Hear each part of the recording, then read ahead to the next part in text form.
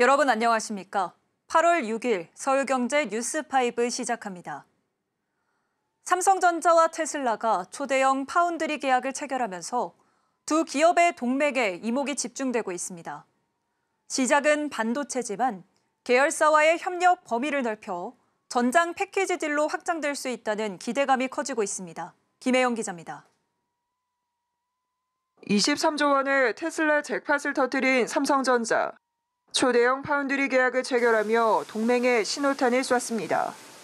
일론 머스크 테슬라 CEO는 계약 소식을 직접 공개하고 이 회장과 화상 통화를 통해 구체적인 협력 방안을 논의했다며 긴밀한 관계를 다시 한번 과시했습니다.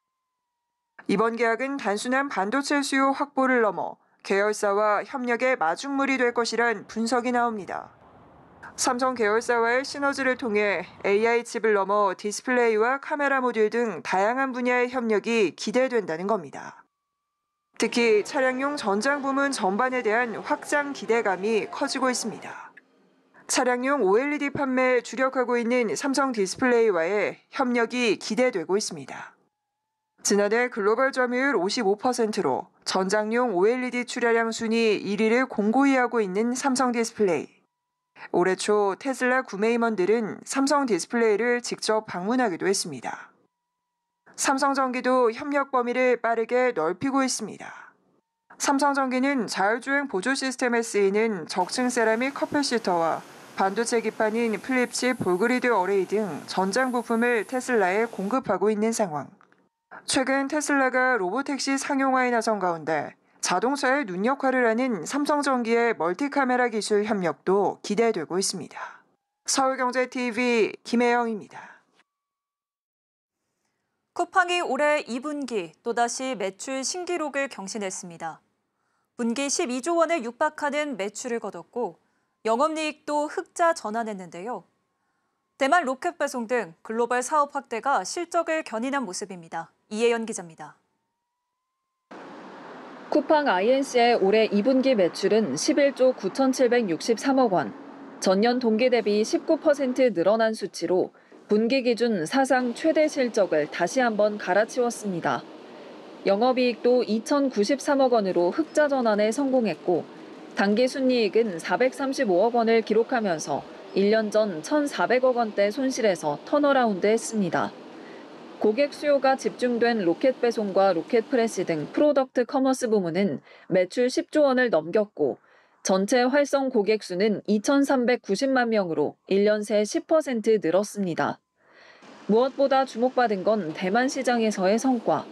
대만 로켓 배송은 2분기 매출이 직전 분기 대비 54% 급증하면서 가파른 성장 곡선을 그렸는데 이는 지난해 4분기와 비교하면 2배 이상을 기록한 수치입니다. 김범석 쿠팡 이사회 의장은 대만 사업이 한국에서 이커머스 서비스를 본격 확장하던 초기 몇 년과 유사한 흐름이라며 장기 성장에 대한 자신감을 내비쳤습니다. 특히 이번 성장의 핵심은 재구매 고객으로 꼽힙니다. 신규 고객 유입도 활발했지만 기존 고객의 지출이 빠르게 증가하며 실적을 끌어올렸기 때문. 대만 사업은 쿠팡의 성장 사업 포트폴리오 중 빠른 속도로 외형을 키우고 있는데 올해 3분기엔 더 높은 성장률을 기록할 것으로 전망되고 있습니다. 이 밖에도 쿠팡은 당일 새벽 배송 물량이 전년 대비 40% 이상 늘었고 신선식품 매출도 25% 증가했다고 밝혔습니다. 쿠팡은 앞으로도 인공지능 기반 자동화 기술에 집중 투자해 고객 경험을 개선한다는 계획입니다. 서울경제TV 이혜연입니다. 국내 방산업계가 잇따라 해외 계약을 성사시키며 역대급 2분기 실적을 기록하고 있습니다. 다만 정부 차원의 지원은 여전히 미흡한 상황인데요. 방위사업청이 올해부터 3년간 600억 원을 투입해 국내 중소방산기업을 지원하기 위해 마련한 K방산수출펀드 조성은 멈췄고 수출입은행이 자기 자본의 40%까지만 특정 법인의 신용공여를 할 수 있도록 한도를 정하고 있는 수출은행법 개정도 하세월입니다. 김보연 기자입니다. 방위사업청이 방산 벤처기업을 위해 결성하는 K방산수출펀드. 올해부터 2027년까지 3년간 600억 원을 투입한다는 계획인데 올해 200억 원의 예산이 편성됐습니다. 정부가 국가 예산을 직접 투입해 조성하는 정책펀드로 방산 수출 생태계 저변 확장을 위해 수출기업, 및 수출 유망기업 등을 지원하게 됩니다. 최근 국내 방산 기업들이 세계 무대에서 잇따라 수출 성과를 거두면서 정부 지원이 절실하다는 업계의 목소리도 커지고 있습니다. 특히 중소 및 벤처기업의 경우 대기업과 달리 자본 여력이 부족해 지원이 더욱 필요한 상황. 방사청 주도의 방산 수출 펀드는 업계의 기대를 모았지만 확인 결과 사업자 선정 등 모든 과정이 멈춘 것으로 확인됐습니다.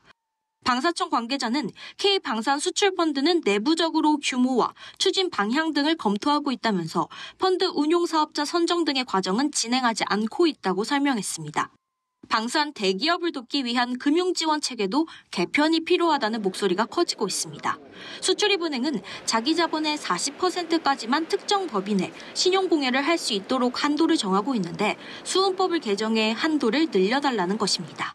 실제로 지난해 폴란드가 한화 에어로스페이스와 K9 자주포 등에 대한 2차 계약을 맺을 당시 자금 마련에 난항을 겪었던 것도 이 같은 수은법 제한이 발목을 잡았습니다.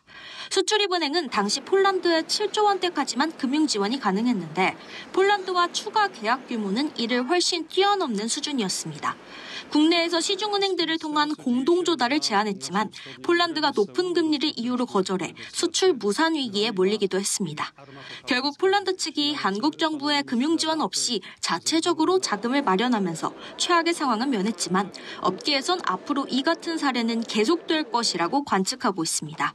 올해 방산 수출이 240억 달러로 역대 최대치를 기록할 것이란 전망이 나오는 가운데 정책 지원 목소리는 갈수록 커지고 있습니다. 서울경제TV 김보연입니다.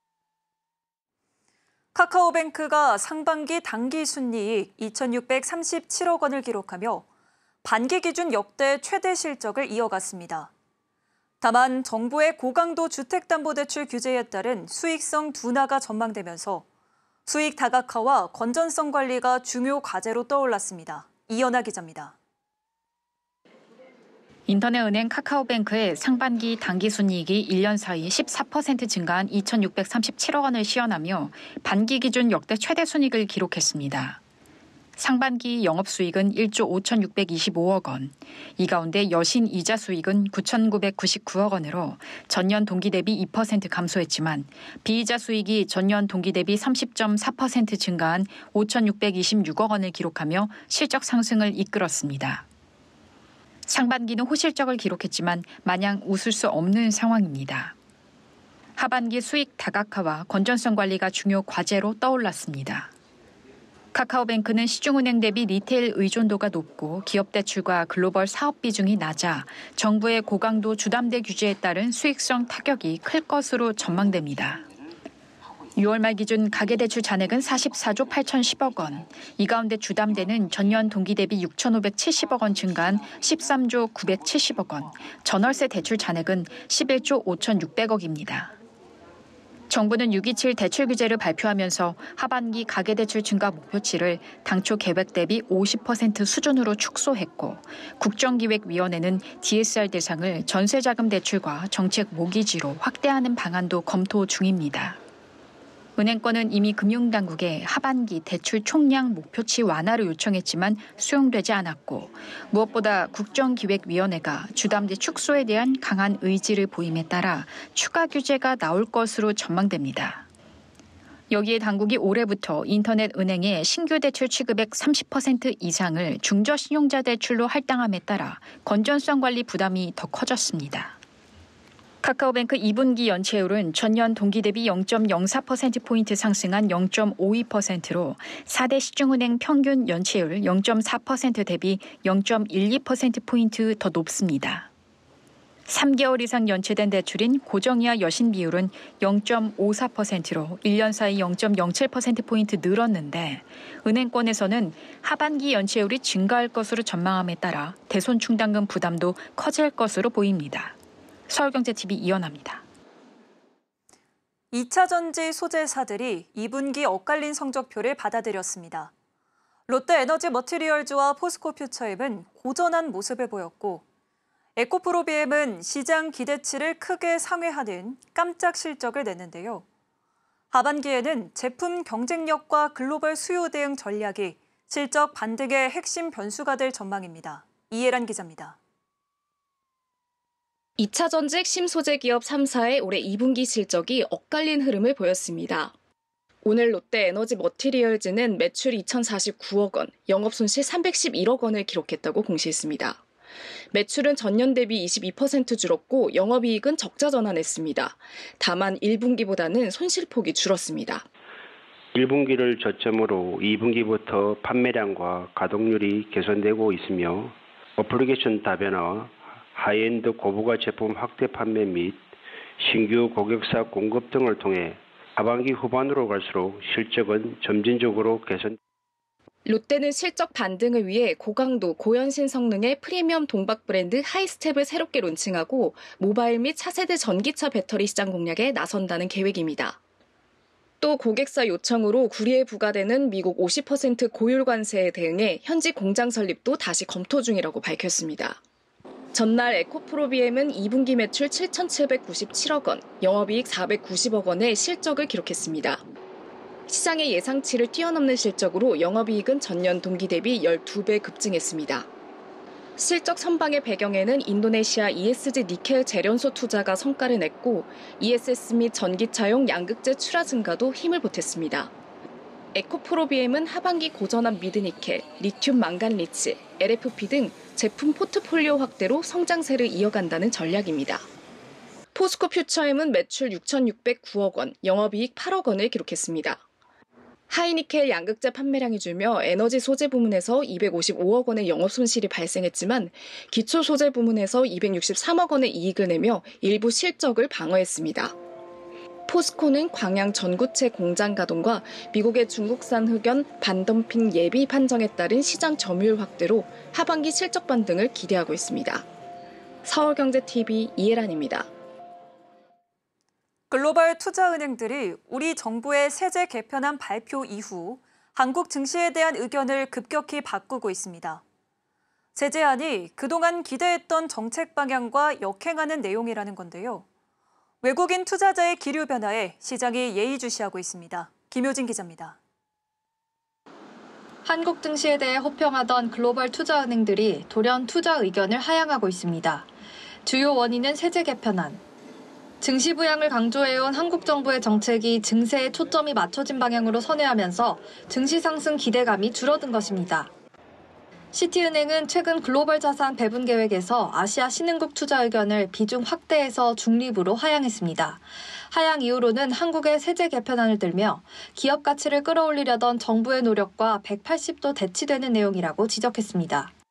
골드만삭스도 세제 개편안 발표 이후 여당 내부 이견에 대한 언론 보도와 주말 사이 여당 지도부 교체를 고려하면 세금 정책 항방에 대한 불확실성이 커졌다고 진단했습니다. JP모건도 세제 개편안 발표 이후 한국 시장에 대한 전망을 바꿨습니다. 세제 개편안이 발표되기 전인 지난달만 해도 한국 시장에 대해 기업 지배구조 개혁이 본격화되면 코스피 지수가 2년 안에 5천까지 오를 수 있다고 강조했지만 최근 한국 증시에 대해 비관적인 전망을 내놨습니다. JP모건은 한국 증시가 추가 상승하려면 더 많은 연료가 필요하다며 세제 개편안에 대한 긍정적인 소식이 들리거나 상장사 실적이 증가해야 한다고 밝혔습니다. 모건 스탠리는 이번 세제 개편안이 한국 자본시장 개선에 대한 기대감을 약화시킬 것으로 예상하며 향후 3에서 6개월 코스피 예상 밴드를 2,850에서 3,300으로 제시했습니다. 사실상 하락의 방점이 찍힌 전망입니다. 홍콩계 증권가 CLSA 역시 한국 전략보고서를 통해 채찍은 있고 당근은 없다며 세제 개편안의 문제점을 지적했습니다. 실제로 세제 개편안 발표 이후 첫 거래일인 지난 1일 외국인과 기관은 합산 2조 원가량 순매도했고 오늘도 외국인은 매도 우위를 기록했습니다. 서울경제TV 김효진입니다. 인공지능 산업 발전을 지원하고 부작용을 최소화하기 위한 일명 AI 기본법이 내년부터 시행될 예정입니다. 구체적인 법령 내용이 업계 초미의 관심사지만 하위 법령 마련은 당초 계획보다 늦어지고 있는데요. 업계에선 세밀한 법령 조율을 위해 법안 시행을 유예해야 한다는 목소리가 나옵니다. 이수빈 기자입니다. 내년부터 시행되는 인공지능 발전과 신뢰 기반 조성 등에 관한 기본법의 법령 마련이 지연되고 있습니다.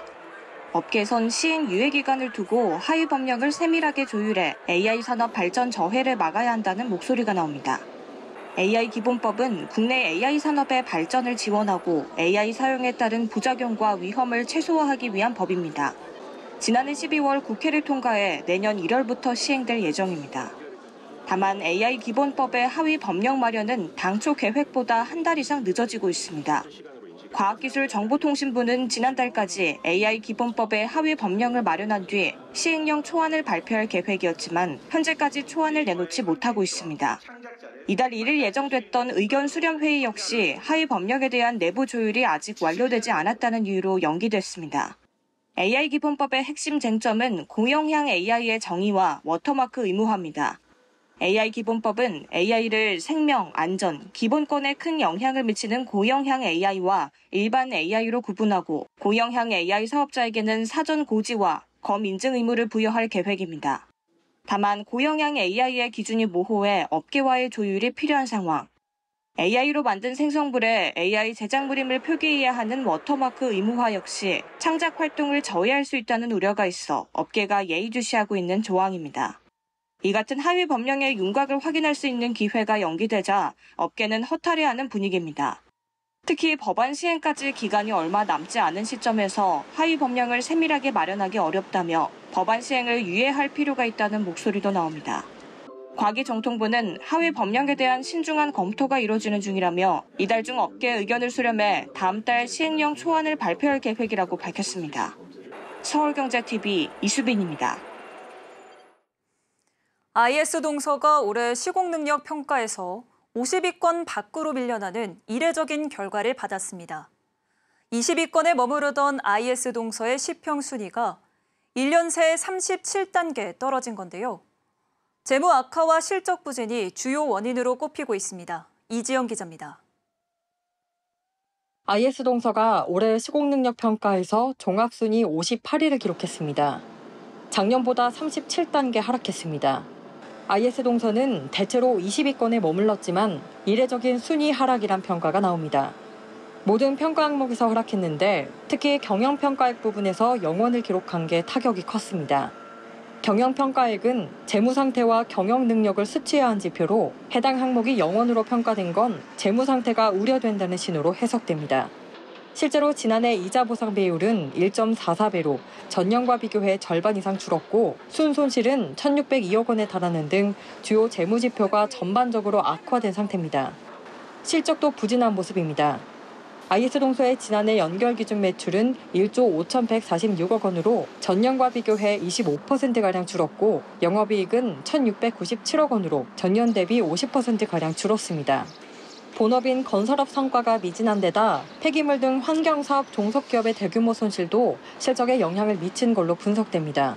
사업 전체의 약 55%를 차지하는 건설사업 부분 매출과 영업이익 모두 3년 연속 감소세입니다. 환경 부분의 경우 전체 매출 비중은 약 32%에 달하는데 영업이익이 전년 대비 약 4분의 1 수준으로 줄었습니다. IS동서는 지난 4월 백이문 재경본부장을 신임 대표로 선임하며 기존 2인 체제에서 3인 공동대표 체제로 전환했습니다. 재무 건전성 회복을 위한 전략적 인사로 해석됩니다. 순위 하락과 실적 부진 속에서 재무 건전성 회복과 수익성 개선을 어떻게 풀어갈지 촉각이 모입니다. 서울경제TV 이지영입니다. 국내 최대 보증기관인 SGI 서울보증이 대규모 해킹 피해 의혹과 관련해 민감정보 유출 정황은 없다며 공식 입장을 밝혔습니다. 정부는 이번 사태를 계기로 보안 사고에 징벌적 과징금을 도입하고 금융권 전반의 보안 실태를 전면 점검하기로 했습니다. 김도하 기자입니다. SGI 서울보증은 지난달 해킹 공격으로 전산 시스템이 마비되며 전세대출 보증과 통신개통 등 일상금융 업무가 한때 멈췄습니다. 아랍에미리트를 중심으로 활동하는 보안기업 핵만학은 X 게시물을 통해 해커 측이 서울보증으로부터 13.2TB에 달하는 오라클 데이터베이스를 탈취했다고 주장했습니다.